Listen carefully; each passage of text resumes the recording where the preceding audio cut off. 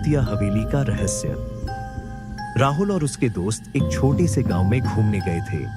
गांव के बाहर एक पुरानी सुनसान हवेली थी, जिसके बारे में लोगों का कहना था कि वहां आत्माएं भटकती हैं। जिज्ञासा के कारण उन्होंने रात में हवेली में जाने का फैसला किया।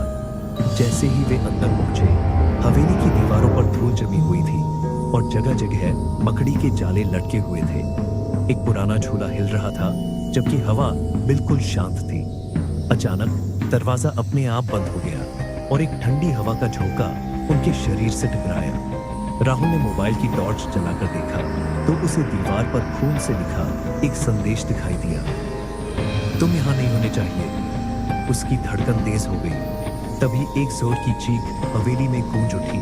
सभी ने इधर उधर देखा, लेकिन कोई नहीं दिखा।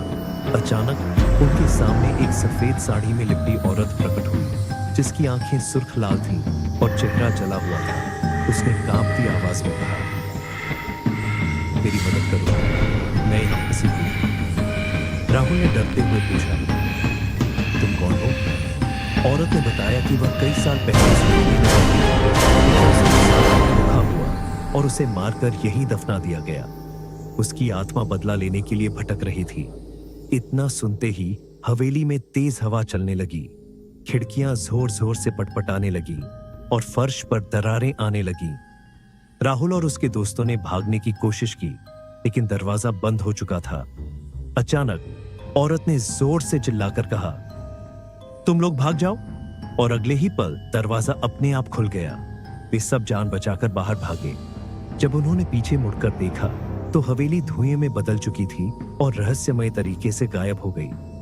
गांव के बुजुर्गों ने बताया कि जिसने भी उस हवेली में रात बिताने की कोशिश की, वे कभी वापस नहीं आया। राहुल और उसके दोस्तों ने कसम खाई कि वे अब कभी किसी भूतिया जगह पर नहीं जाएंगे। लेकिन क्या सच में वह आत्मा मुक्त हुई थी या अब भी किसी और की प्रतीक्षा कर रही थी? अगली बार जब कोई सुनसान हवेली दिखे, क्या तुम अंदर जाओगे? आप लोगों को इस कहानी कैसा लगा? कमेंट में जरूर बताना और मुझे फॉलो करना मत भूलना।